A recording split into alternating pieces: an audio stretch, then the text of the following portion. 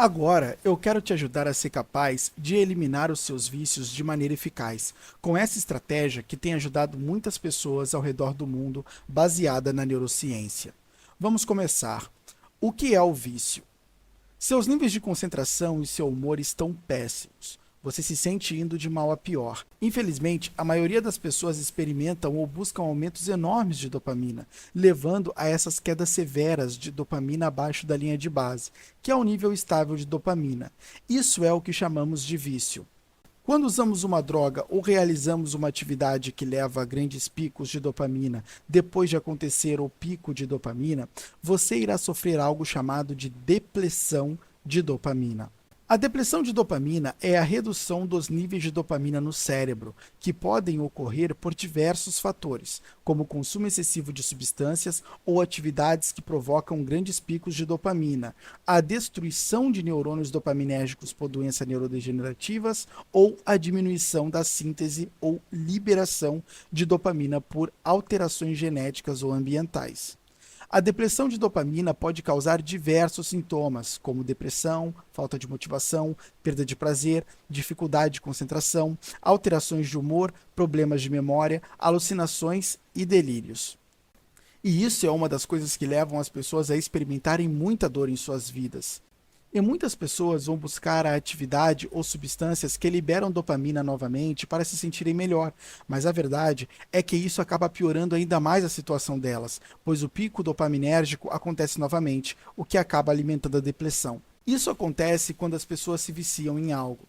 As pessoas que jogam videogame adoram, é super emocionante para elas, e então continuam jogando e jogando e jogando, e geralmente algumas coisas acontecem. A primeira é que o vício é um estreitamento progressivo das coisas que lhe trazem prazer. Então, o que acontece é que a pessoa só tem excitação e pode alcançar a liberação de dopamina fazendo apenas aqueles comportamentos no qual ela é viciada e não outras coisas. E então elas começam a perder o interesse na escola, elas começam a perder o interesse nos relacionamentos, elas começam a perder o interesse na aptidão física e no bem-estar, e eventualmente o que normalmente acontece é que elas vão parar de liberar dopamina com aquela atividade também um determinado momento. Ou seja, jogar videogames já não será como antes. E então elas podem cair em uma depressão muito séria, e isso pode ficar muito grave, e as pessoas podem até se suicidar por causa disso. Agora vamos pegar um exemplo de quem não é viciado em algo específico, mas vive uma vida muito intensa. Será que essa pessoa pode sofrer com depressão de dopamina como sofre as viciadas em algo? E falo de alguém que trabalha muito durante a semana, se exercita durante a semana e bebe nos fins de semana. Essa pessoa só está consumindo álcool em uma ou duas noites por semana, mas muitas vezes essa mesma pessoa está aumentando sua dopamina com comida e outras coisas no meio da semana. Agora, todos nós temos que comer, e é bom comer alimentos que gostamos. Mas digamos que essas pessoas estão comendo alimentos que realmente evocam muita liberação de dopamina no meio da semana, como os junk foods. Eles estão bebendo em um ou dois dias no fim de semana. Eles são aqueles tipo de pessoas que trabalham duro e se divertem muito. Eles também saem para dançar uma vez no fim de semana. Eles parecem ter uma vida bastante equilibrada, mas a verdade é que estão tendo uma vida muito dopaminérgica. Então, mesmo que você olhe para as atividades e diga, bem, é só nos fins de semana. Se você olhasse para a dopamina simplesmente como algo que tem picos e linha de base, e que muitos picos desgasta ela, e é necessário mantê-la na linha de base para que você se sinta bem, isso iria te ajudar a buscar manter os níveis de dopamina na linha de base. Porque ninguém tem essa consciência. As pessoas apenas buscam prazer e evitam a dor, mas não medem a quantidade de prazer que buscam. Apenas buscam prazer sem moderação, virtude essa que os estoicos sempre recomendaram possuir. Cadê a nossa moderação? Porque uma hora, depois de muita curtição, você pode se pegar dizendo: estou me sentindo muito triste e cansado, me sinto sem energia. O que está acontecendo nesse momento é que você está aumentando sua dopamina através de tantas atividades diferentes ao longo da semana que sua linha de base está caindo progressivamente. E nesse caso, a queda da dopamina pode ser muito sutil. E essa é realmente uma função muito sinistra da dopamina, porque ela pode frequentemente cair de maneiras imperceptíveis, e uma vez que atingimos um limiar de baixa dopamina, nós simplesmente sentimos que não podemos realmente obter prazer de mais nada. O que costumava funcionar, não funciona mais.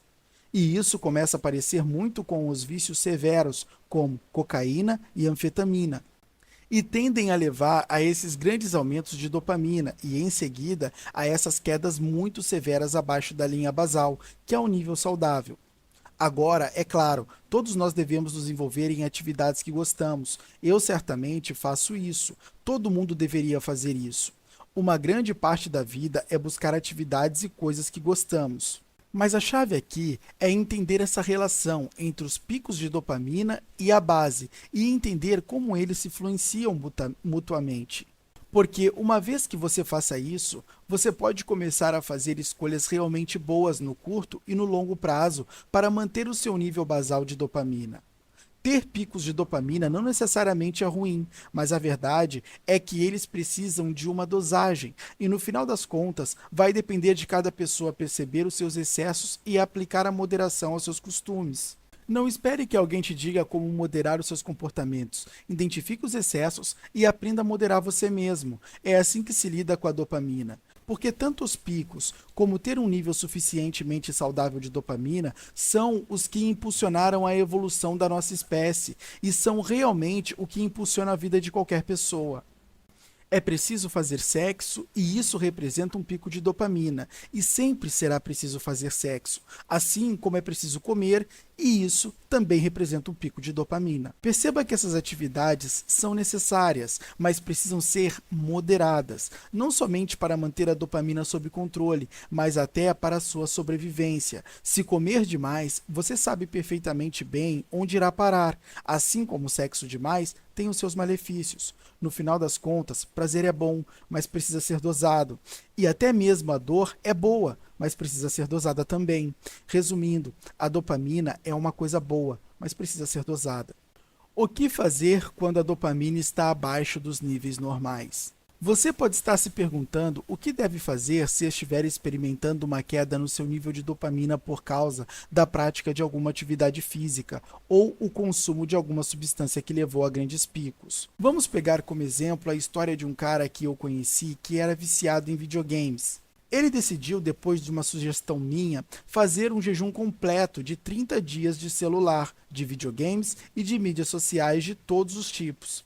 Inclusive, eu, nesse exato momento, estou fazendo jejum de mídias sociais e celular, que no meu caso, o jejum de celular não é total, porque eu uso o celular para trabalhar, mas posso pegar o celular apenas poucas vezes ao dia, sem os apps que hoje as pessoas não passariam um dia sequer sem eles. Desinstalei muita coisa e decretei uma vida sem redes sociais. E ele, digo, o cara viciado em videogames, está agora no 29º dia. Ele realmente conseguiu isso. Não por acaso, seus níveis de concentração e seu humor geral estão melhores. Ele está indo muito, muito bem. O que ele fez é difícil, em particular, os primeiros 14 dias são realmente difíceis, mas a maneira mais eficaz de trazer a dopamina para o nível basal é não se envolver com esses comportamentos dopaminérgicos. Normalmente, as pessoas chegam a um nível onde elas querem parar de se envolver nesses comportamentos ou ingerir substâncias quando a dopamina está esgotada.